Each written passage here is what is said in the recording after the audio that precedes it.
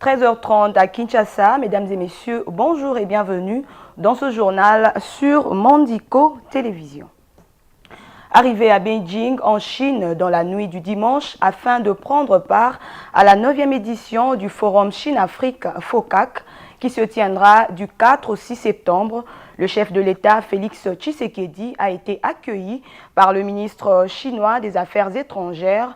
Le protocole prévoit un tête-à-tête avec le président chinois Xi Jinping ce lundi 2 septembre. Ce forum a pour mission de mener des consultations sur un pied d'égalité, approfondir la connaissance mutuelle, élargir les terrains d'entente, renforcer l'amitié et de promouvoir la coopération. Ranta Luyela. Le président Félix Tshisekedi est arrivé la nuit du dimanche à Beijing, en Chine, pour prendre part à la 9e édition du Forum sur la coopération Chine-Afrique, FOCAC, qui va se tenir du 4 au 6 septembre 2024. Le chef de l'État a été accueilli par le ministre chinois des Affaires étrangères, Wang Yi, ainsi que par une délégation congolaise, composée notamment du vice-premier ministre, ministre des Transports, Voies des Communications et des Enclavements Jean-Pierre Bemba, de la ministre d'État, ministre des Affaires étrangères, Coopération internationale et francophonie, Thérèse Kayikwamba, et de l'ambassadeur de la RDC en Chine, François Balumwene. Ce lundi, le président Tshisekedi aura un tête-à-tête avec son homologue chinois, Xi Jinping. Cette rencontre sera la première que le président chinois tiendra avec un chef d'État africain en marge de ces forums. Les deux dirigeants auront ensuite une séance de travail bilatérale élargie. Le FOCAC est une plateforme favorisant les relations entre l'Afrique et la Chine. La finalité est de mener des consultations sur un pied d'égalité,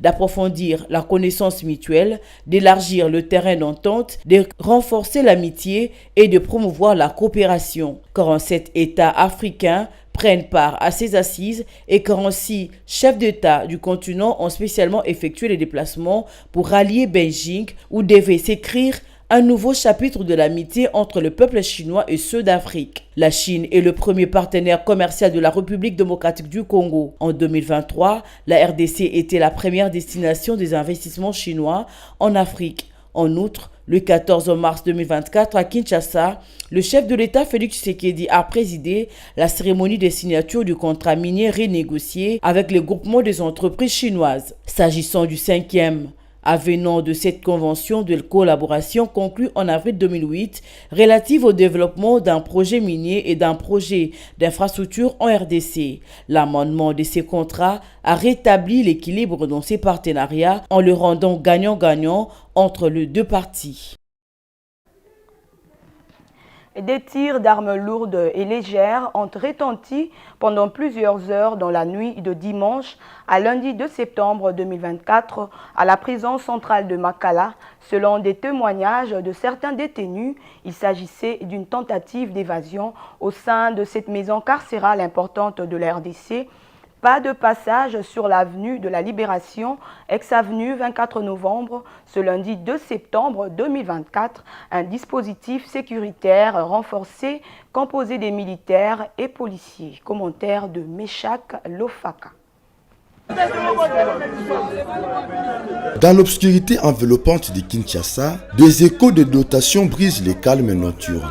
Ces sons secs et irréguliers résonnent entre le mur de la ville plongée dans le sommeil. À l'aube d'une nouvelle journée, la prison centrale de Makala, la plus vaste du pays, est le théâtre d'une ovation. Alors que le premier goutte de pluie marque la transition des saisons, une agitation fiévreuse s'empare de prisonniers qui tentent de forcer le verrou et de renverser le mur des geôles. Des images capturées à la hâte et diffusées sur les réseaux sociaux témoignent des silhouettes fictives tâtonnant de l'obscurité à la recherche d'une sortie. Des cris de révolte s'élèvent, de perdants dans l'obscurité, tandis que le crépitement des armes affectes accompagne leur désespoir. À l'intérieur, certains cherchent encore leur chemin, pris au piège des labyrinthes de la prison. À l'aube, de volutes de fumée s'échappent de bâtiments de Makala, vestiges d'une nuit tumultueuse. Les forces de l'ordre interviennent rapidement, s'efforçant de maîtriser une situation qui échappe à tout contrôle. Le porte-parole du gouvernement, Patrick Muyaya, appelle au calme, assurant que les autorités sont en place pour rétablir l'ordre, bien que son message peine à dissimuler la gravité de l'événement.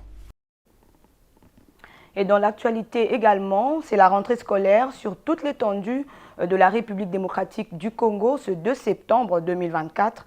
Malgré l'appel du syndicat des enseignants du Congo à la grève nationale, certaines écoles de la ville de Kinshasa ont ouvert leurs portes pour accueillir les élèves. Regardez.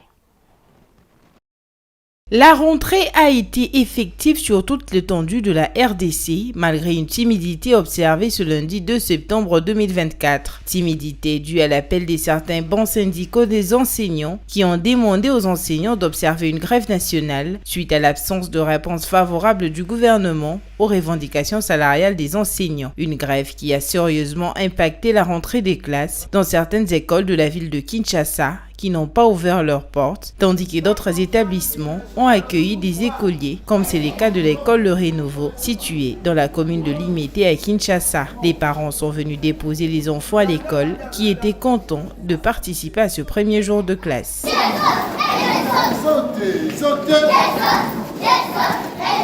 Il faut signaler que la première ministre Judith Suminwa Tuluka a procédé également au lancement officiel de la rentrée scolaire 2024-2025 ce lundi 2 septembre 2024 au lycée Lamba-Twama à Kimpese dans le territoire de Songololo. Devant les élèves de cette école et les officiels de la province, la première ministre a exprimé la détermination du gouvernement à pérenniser la gratuité de l'éducation de base impulsée par le chef de l'État, Félix-Antoine Tshisekedi Tshilombo.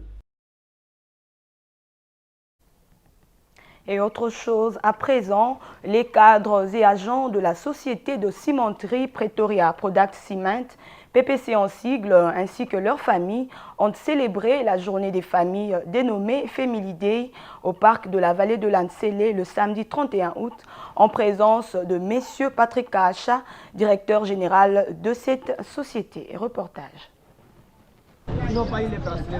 À l'occasion de la célébration de la journée des familles dénommée Family Day, organisée une fois l'an par la société Pretoria Product Cement, PPC en sigle, les agents et cadres se sont réunis avec leurs familles pour partager des moments forts, accompagnés de leurs épouses, leurs enfants et d'autres invités. À leur arrivée au parc de la vallée de l'Ansele, lieu de cette manifestation, le directeur général de Pretoria Product Cement, M. Patrick Kahacha, a, dans son mot d'ouverture pour la circonstance, mis en valeur la famille et il en a profité pour féliciter ses agents pour le bon travail abattu.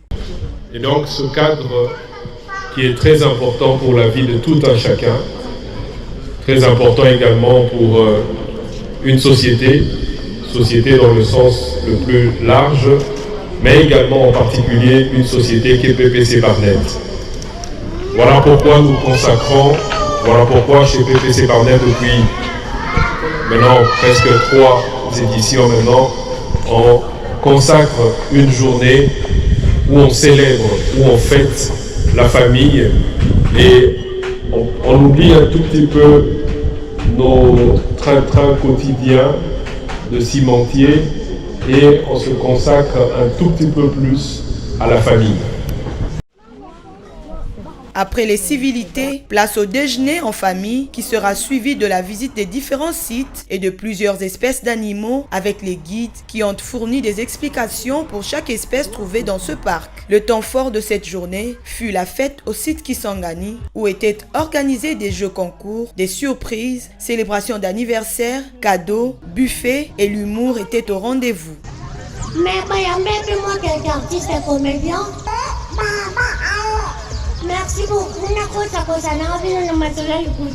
La journée des familles de PPC s'est terminée dans la soirée avec le mot de la fin du directeur général Patrick Kahacha. Ce dernier a procédé à la présentation des organisateurs de cette manifestation. Rappelons que Family Day est organisé une fois l'année et ce, au mois d'août.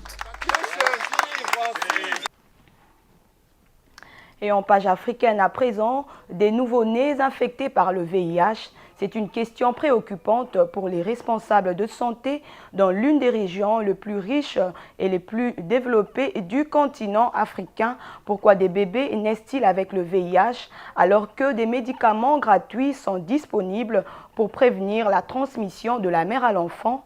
La transmission du VIH de la mère à l'enfant reste une préoccupation pour l'ONU-SIDA qui estime à 120 000 le nombre de nouvelles infections par an chez les enfants âgés de 14 ans ou moins dans le monde, tandis que plus de 1,3 million d'enfants vivent avec le VIH. Au cours du premier semestre de cette année, 232 bébés sont nés séropositifs dans la région sud-africaine de Gauteng, qui comprend Johannesburg et la capitale Pretoria et compte au moins 15 millions d'habitants. Il y a toute une série de facteurs qui jouent un rôle, qu'il s'agisse de la migration de la population ou des raisons économiques, ou d'une multitude de raisons. Mais il faut établir un plan, venir au centre, voir comment atténuer les facteurs pour ne pas interrompre les traitements à cause des résultats insuffisants.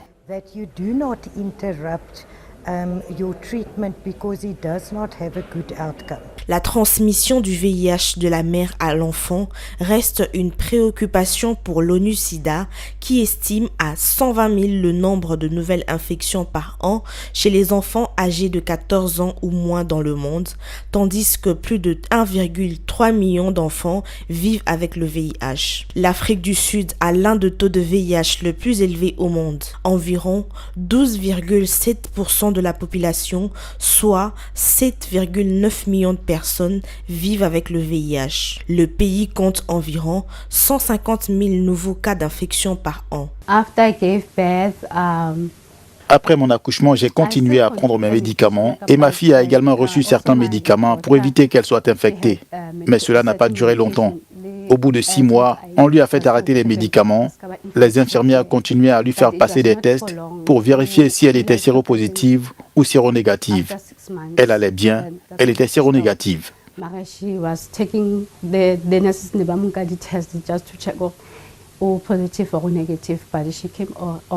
En Afrique du Sud, les femmes enceintes peuvent bénéficier gratuitement d'un test de dépistage du VIH et d'une thérapie antirétrovirale dans les établissements de santé.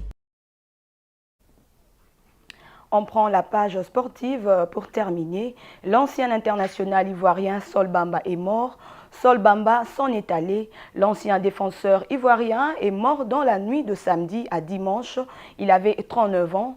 Vendredi, il avait senti un malaise selon Adana Sport, club turc dont il assurait, voulais-je dire, les fonctions de directeur technique. Suivez.